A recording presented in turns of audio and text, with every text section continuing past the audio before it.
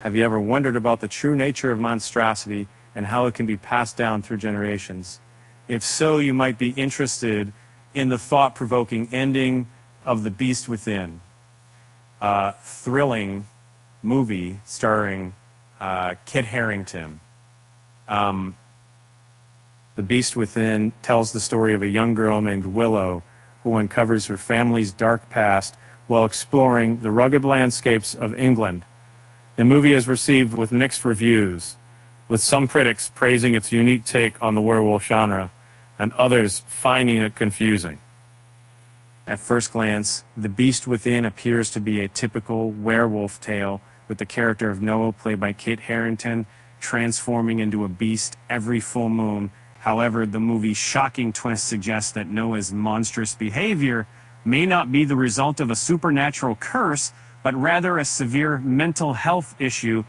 In the novel The Beast Within, the story is told from Willow's point of view, which raises questions about her reliability as a narrator.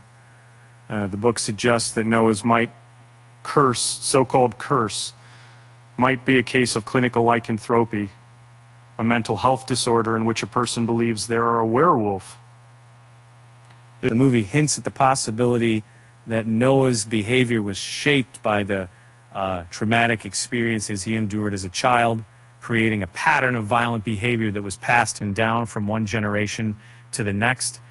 Willow fears that she may also fall prey to this pattern, leading her to take drastic measures to protect herself and her mother. And the movie's enigmatic finale leaves it up to the viewer to decide whether Willow will transform into a werewolf in the future, or if she has already succumbed to the mental afflictions that tormented her father.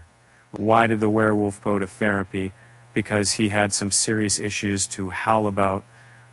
With that said, thanks for reading, and I hope you'll consider subscribing to our channel for more intriguing movie analyses. Until next time,